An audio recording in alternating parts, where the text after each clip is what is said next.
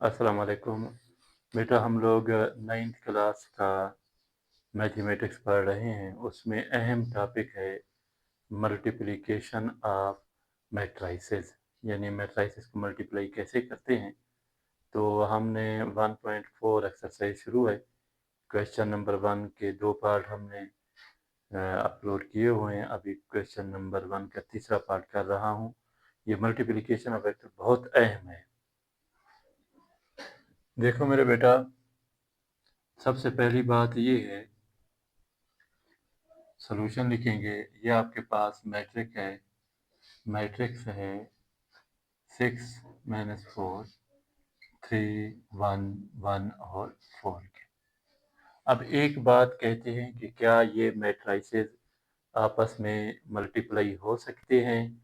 उसके लिए ये है पहचान कि अगर पहले मैट्रिक्स के कॉलम्स की तादाद और दूसरे मैट्रिक्स की रो की तादाद आपस में बराबर हो तो ये मल्टीप्लाई हो सकते हैं। तो पहले मैट्रिक्स के कॉलम कितनी है, 2 हैं। दूसरे मैट्रिक्स की रोज कितनी है, 1 और 2। ये आपस में मल्टीप्लाई हो सकते हैं। तो मेरे बच्चों, हम इन दो मैट्रिसेस को मल्टीप्लाई करते हैं। तो मल्टीप्लिकेशन समझना बहुत ज़रूरी है। ये आपके पास रो है, इस रो को इस कॉलम से मल्टीप्लाई कैसे करोगे?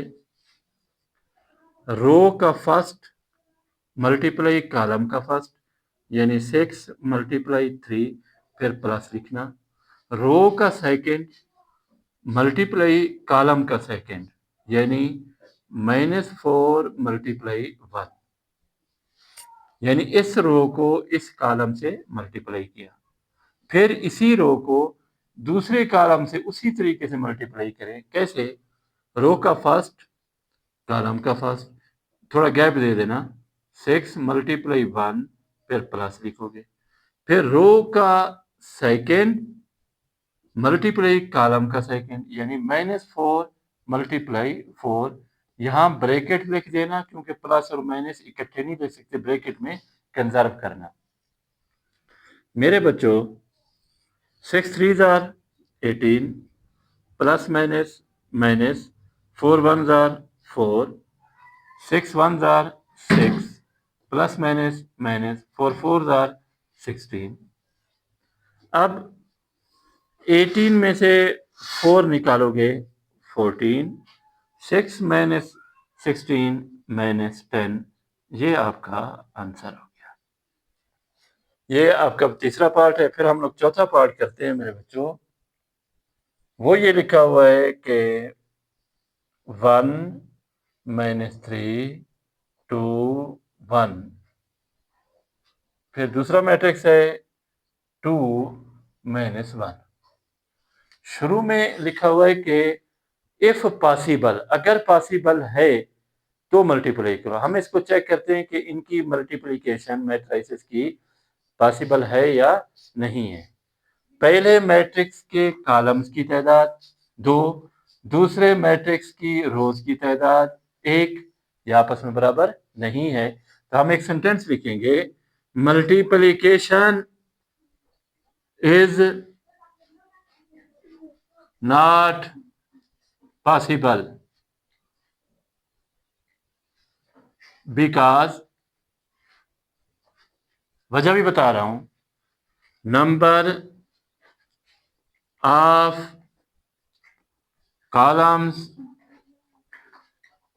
of first matrix is not equal to number of rows of second matrix। तो मेरे बच्चों, हमने ये पढ़ लिया कि कुछ मैट्रिसेस आपस में मल्टीप्लाई हो सकते हैं और कुछ मैट्रिक्स आपस में मल्टीप्लाई नहीं हो सकते। तो क्या मतलब हुआ मेरे बच्चों कि ये हमने मल्टीप्लाई किया क्योंकि number of columns of first matrix बराबर है number of rows of second matrix. Number of columns इसके 2 हैं, इसकी रोज 1 है, तो ये मल्टीप्लाई नहीं हो सकते। तो आपने देखा कि मल्टीप्लिकेशन इज नॉट पॉसिबल, हमने कहा ये पॉसिबल नहीं है। जब नहीं है तो फिर उसकी वजह बयान की, because number of columns of first matrix is not equal to number of rows of second matrix. इसके साथ मेरे बच्चों क्वेश्चन नंबर 5 है, 5 पार्ट है। 3-1 ये एक मैट्रिक्स है, इसको मल्टीप्लाई कर रहे हैं 2, 1, 3 और 4 के। पहले आपने चेक करना है कि ये मैट्रिसेस आपस में मल्टीप्लाई हो सकते हैं या नहीं हो सकते। तो पहले के कॉलम कितनी है? 2। दूसरे की रोज कितनी है? 2। आपस में बराबर है। पहले के कॉलम 2, दूसरे की रोज 2, ये आपस में बराबर है। Multiplication is possible. तो मल्टीप्लाई इस सवाल की तरह करेंगे मेरे बच्चों, हम लिखेंगे इस रो को इस कॉलम से मल्टीप्लाई करो। रो का फर्स्ट, कॉलम का फर्स्ट, यानी 3 × 2 प्लस लिखोगे रो का सेकंड और कॉलम का सेकंड। कौन है बेटा? -1 × 3 ब्रैकेट में लिखना। फिर इसी रो को दूसरे कॉलम से मल्टीप्लाई करो 3 × 1 प्लस -1 × 4, यानी रो का फर्स्ट, कॉलम का फर्स्ट, रो का सेकंड, कॉलम का सेकंड। तो मेरे प्यारे बच्चों 3 2 6 plus minus minus 3 1 3, 3 1 3 plus minus minus 4 1 4। तो क्या जवाब आ गया बच्चों? 3, 3 - 4 - 1, ये आंसर हो गया। तो ये मल्टीप्लिकेशन प्रोसेस हम पढ़ रहे हैं। अब आखिरी क्वेश्चन की तरफ, छठा क्वेश्चन हम पढ़ते हैं। ये बहुत अहम है। 0 - 2 4 7, इसको आपने गौर से देखना है मेरे बच्चों। 1 3 -1 और 2 के। तो ये हम मल्टीप्लाई कर रहे हैं। पहले के कॉलम कितनी है? 2 हैं। दूसरे की रोज कितनी है? वो भी 2 है। अगर आपको ये क्वेश्चन समझ आ गया तो आपको सारी मल्टीप्लिकेशन समझ आएगी। कैसे मेरे बच्चों? इस रो को इस कॉलम से मल्टीप्लाई करेंगे। रो का फर्स्ट मल्टीप्लाई कॉलम का फर्स्ट, यानी 0 × 1, फिर प्लस खुद लिखना। फिर रो का सेकंड मल्टीप्लाई कॉलम का सेकंड -2 × -1, क्योंकि यहां प्लस है यहां माइनस है तो इसको ब्रैकेट में लिखना। अब इस रो को दूसरे कॉलम से मल्टीप्लाई, फिर रो का फर्स्ट, कॉलम का फर्स्ट, यानी गैप दे देना 0 × 3, फिर प्लस लिखेंगे खुद रो का सेकंड, कॉलम का सेकंड, यानी -2 × 2, इसको ब्रैकेट में बंद कर देंगे। मेरी बात समझ आ रही है बेटा? अब इस रो को इन दोनों कॉलमों से जैसे ऊपर हमने मल्टीप्लाई किया उसी तरीके से मल्टीप्लाई करो। कैसे? रो का फर्स्ट, कॉलम का फर्स्ट, यानी 4 × 1, फिर प्लस लिखोगे, फिर रो का सेकंड, कॉलम का सेकंड, यानी 7 × -1। इसी रो को दूसरे कॉलम से मल्टीप्लाई करो, फिर रो का फर्स्ट 4 × कॉलम का फर्स्ट 3 प्लस रो का सेकंड मल्टीप्लाई कॉलम का सेकंड, यानी 7 × 2 के। इस रो को दोनों कॉलमों से मल्टीप्लाई करेंगे। इस रो को दोनों कॉलम से मल्टीप्लाई। अच्छा, इसमें देखो एक खूबसूरती नजर आ रही है कि रो का जो फर्स्ट है मैंने टिक किया हुआ है, रो का फर्स्ट, और कॉलम का फर्स्ट और कॉलम का फर्स्ट को भी टिक किया हुआ है। रो का सेकंड और कॉलम के सेकंड को क्रॉस किया हुआ है, और हर चीज 2-2 दफा इस्तेमाल हो रही है।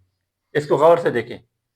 रो का फर्स्ट, कॉलम का फर्स्ट, कॉलम का फर्स्ट, रो के सेकंड, कॉलम का सेकंड, और रो कॉलम का सेकंड, और फर्स्ट कॉलम का सेकंड और सेकंड कॉलम का सेकंड, ये देखो क्रॉस किया हुआ है मैंने। तो मेरे बच्चों अब आप लोग देखेंगे 0 × 1 0, minus minus plus, plus plus plus, 2 1 2, 0 × 3 0, plus minus minus 2 2 4, 4 × 1 4 plus minus minus 7 1 jar 7 4 3 jar 12 plus 7 2 jar 14। मजीद सिंप्लीफाई करेंगे 0 plus 2 2 0 minus 4 minus 4 4 minus 7 minus 3 12 plus 20 14 26। ये आंसर है। तो मुझे उम्मीद है कि आपको मल्टीप्लिकेशन समझ आ गया होगा। तो ये है बेटा, इंशाल्लाह हम लोग अब 10th क्लास का मैंने चैप्टर 1 कंप्लीट कर दिया है, वो भी इसी लिंक पर मौजूद है, और 9th का भी मैं चैप्टर 1 इंशाल्लाह जल्द ही कंप्लीट करूंगा। और आप लोग देखें, मल्टीप्लिकेशन बहुत अहम है, इसको समझें, सीखें कि मल्टीप्लिकेशन कैसे करते हैं। अगर वीडियो आपको पसंद आ रही है, इसको लाइक भी करें, सब्सक्राइब भी करें और शेयर भी करें। तो फिर हमें हौसला अफजाई होगी कि आप लोग देख रहे हो और पढ़ाएंगे इंशाल्लाह आगे मज़ीद।